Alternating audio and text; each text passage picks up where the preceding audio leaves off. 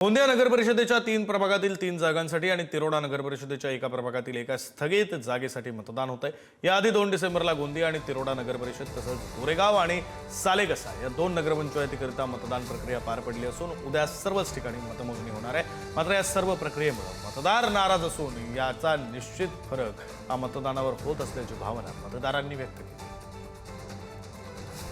3ब, 11ब आणि 16अ अशा 3 स्थगित जागेसाठी नगर परिषदचा आता ही निवडणूक होत आहे आणि त्या अनुषंगाने सकाळपासून इथे लोकांची गर्दी सुरू झाली आहे। ज्याप्रमाणे गोंदियाचा पारा हा 8 अंशावर गेल्याहून जी थंडी वाढलेली आहे त्या अनुषंगाने सुद्धा लोकांनी आता मतदानाला सुरुवात केलेली आहे। आपण पाहू शकता हेच तेच मतदान केंद्र आहे जिथे मतदान होत आहे। तर त्याप्रमाणे तिरोडामध्ये सुद्धा 10अ असे प्रभाग क्रमांकमध्ये आज मतदान होणार आहे।